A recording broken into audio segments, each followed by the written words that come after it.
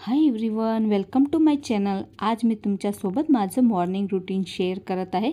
तर आजपासून मी फर्स्ट सुरुवात केलेली आहे। तर म्हटलं चला सकाळची सुरुवात तर आपली चहापासूनच होते, म्हणून आज मी चहापासूनच सुरू करत आहे। सकाळी उठल्यानंतर लगेचच मी आंघोळ करायला जाते आणि आंघोळ केल्यानंतर लगेचच चहा सुद्धा घेते, कारण घरातली एवढी सगळी कामे करायची आहे तर त्याला एनर्जी तर पाहिजेच ना। आणि आज सकाळपासूनच पाऊस सुद्धा सुरू आहे, असं मस्त वातावरण झालेलं आहे। तर आमच्या सोसायटीमध्ये थोडंफार काम बाकी आहे, म्हणून तुम्हाला ग्रीनरी काही दिसणार नाही अजून। मग म्हटलं चला पावसाचा आनंद घेतच आपण चहा एन्जॉय करावी, नंतर पुढचे कामही सुरू करायचे आहे। तर आज टिफिनमध्ये मी एक मस्त रेसिपी तुमच्यासोबत शेअर करत आहे। तर बटाट्याच्या चिप्सची भाजी आपण आज बनवणार आहोत। त्यासाठी बटाटे आधी सोलून घ्यायचे आहे। नंतर पहा अशा प्रकारे जसे आपण चिप्स कापतो की नाही त्याच प्रकारे आपल्याला कापून घ्यायचे आहे, पण थोडे जाडच ठेवायचे, जास्त बारीक कापायचे नाही। आणि चिप्सला एकावर एक ठेवून कापून घ्यायचे आहे, जसे की आपण फ्रेंच फ्राईज बनवतो ना त्याच प्रकारे याला कापून घ्यायचे आहे। हे पहा अशा प्रकारे स्लाइस करून घ्यायचे आहे। खूपच छान याची भाजी लागते, तुम्ही एकदा नक्कीच बनवून बघा।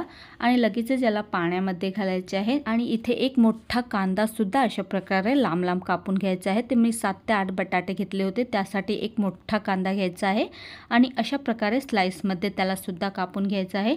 नंतर कढईमध्ये 2 चमचे तेल घालायचे, मोहरी आणि जिऱ्याची फोडणी द्यायची आहे आणि थोडासा कढीपत्ता घालायचा। त्यानंतर कापलेला कांदा घालायचा आहे आणि कांदा अगदी हलकासा तांबूस रंगाचा होईपर्यंत याला परतून घ्यायचा आहे। नंतर अद्रक आणि लसूणची पेस्ट घालायची आहे आणि मस्त मिक्स करून घ्यायचं। नंतर यामध्ये आपल्याला कापलेले बटाटे घालायचे आहे आणि ह्या क्षणी आपल्याला पूर्ण भाजीचं मीठ यामध्ये घालायचं आहे। मी 1 चमचा मीठ घातलेला आहे आणि मिक्स करून घ्यायचं आणि मिक्स केल्यानंतर याला 5-10 मिनिटापर्यंत झाकून ठेवायचं आहे। आता कुठलेही मसाले यामध्ये घालायचे नाहीये, 70% याला शिजू द्यायचं आहे झाकण ठेवल्यानंतर। तोपर्यंत म्हटलं चला पोळ्या सुद्धा करून घेऊया, कारण की टिफिनची एवढी घाई गडबड असते तर आधी भाजी शिजायला घालायची असते। मग लगेचच तेवढ्या वेळामध्ये पोळ्या सुद्धा करून घेते। एकीकडे भाजी शिजत आहे, दुसरीकडे पोळ्या सुद्धा होऊन जातात, म्हणजे आपला वेळही जास्त वाया जात नाही। आता पहा 70% बटाटे आपले शिजलेले आहे। आता सगळे मसाले यामध्ये घालायचे। 1 चमचा लाल तिखट, अर्धा चमचा हळद आणि 1 चमचा धणेपूड आणि 1 चमचा गरम मसाला घालायचा आहे आणि अर्धा पॅकेट मॅगी मसाला सुद्धा घालायचा आहे। खूपच छान टेस्ट येते मॅगी मसाला घातल्याने।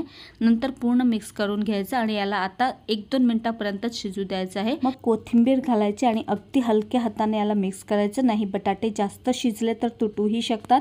आणि अशा प्रकारे मस्त आपली बटाट्याची चिप्सची भाजी बनवून तयार झालेली आहे। नंतर सगळा स्वयंपाक झाला की लगेचच टिफिन सुद्धा पॅक करून घेते, म्हणजे पुढची कामे करायला आपण निवांत होतो। अशी भाजी तुम्ही लहान मुलांच्या शाळेच्या डब्यामध्ये सुद्धा देऊ शकता। मिरची मसाले थोडे कमी वापरायचे।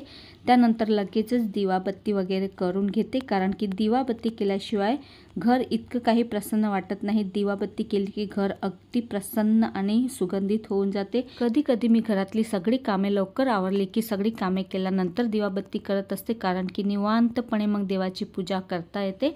आज लवकरच दिवाबत्ती करून घेतली, नंतर लगेच मशीन लावून घेतला। आज कपडे थोडे जास्तच होते, म्हणून 1-2 दिवसानंतरच मी मशीन लावत असते, रोज काही लावत नाही।